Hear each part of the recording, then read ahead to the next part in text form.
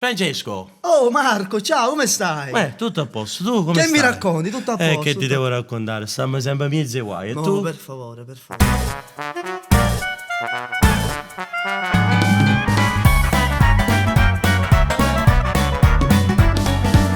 Lo sai, mi fa piacere, se mo te sto incontrando, ma non mi dire che va tutto storto proprio a me.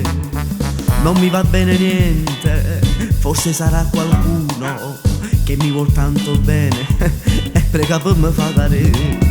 Ma guarda un po' che caso, io sto pure inguaiato, già tengo l'ufficiale giudiziaria a casa mia. Non ho pagato niente, nemmeno tasse e lice, ma con te figlio fuori non mi fanno proprietà. Sto pure senza macchina e fornuto ormai a benzina, È già da tempo che cammino sopra l'autobus. stanno tutte pentole pulite, perché non le uso ormai da tempo. E non pago manca luce, l'acqua, tengo tempo dopo tutto, proprio tutta sta città. E andassi in supermercato che dovrei pagare ad ogni mese, ma si va chiamando titolare, sono d'accordo con mogliere Carmeli che dice proprio non c'è mai.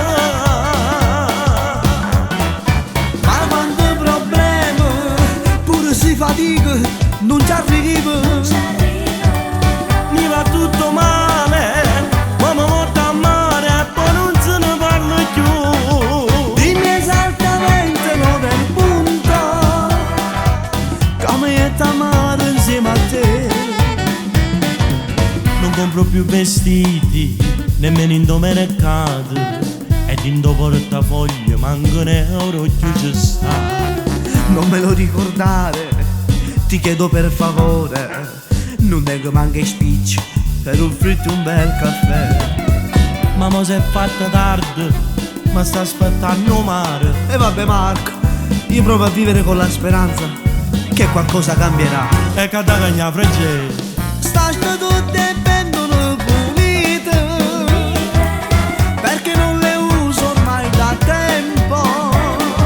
E non pago manca luce, l'acqua, tengo tempo dopo tutto, proprio tutta sta città.